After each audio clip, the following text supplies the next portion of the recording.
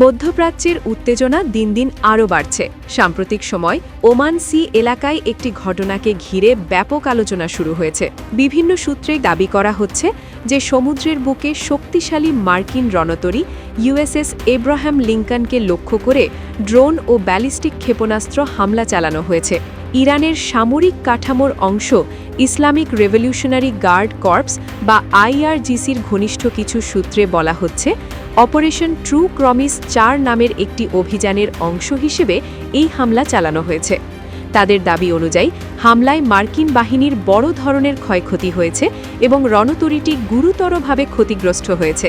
আরও বলা হচ্ছে, প্রায় ৩৪০ কিলোমিটার দূরত্বের ভেতরে অবস্থান করা জাহাজটিকে একাধিক ক্ষেপণাস্ত্র লক্ষ্য করে আঘাত করে। পরিস্থিতি এতটাই জটিল হয়ে ওঠে যে রণতরীটি তার সঙ্গে থাকা সহায়ক জাহাজগুলো নিয়ে নিরাপদ দূরত্বে সরে যেতে বাধ্য হয় বলে দাবি করা হয়েছে।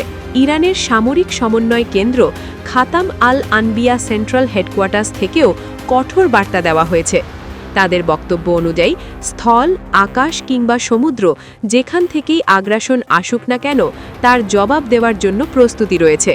বিশ্লেষকদের মতে এই ধরনের হামলার দাবি শুধু একটি সামরিক ঘটনার মধ্যেই সীমাবদ্ধ নয়, এটি গুরুত্বপূর্ণ জলপথ স্ট্রেইট অফ হরমুজ ঘিরে কৌশলগত বার্তাও বহন করতে পারে। তবে মার্কিন প্রতিরক্ষা দপ্তর পেন্টাগন এ বিষয়ে আনুষ্ঠানিকভাবে বিস্তারিত কিছুই জানায়নি। ফলে প্রকৃত ক্ষয়ক্ষতি ও ঘটনার পূর্ণ সত্যতা নিয়ে আন্তর্জাতিক মহলে এখনও নানা আলোচনা চলছে।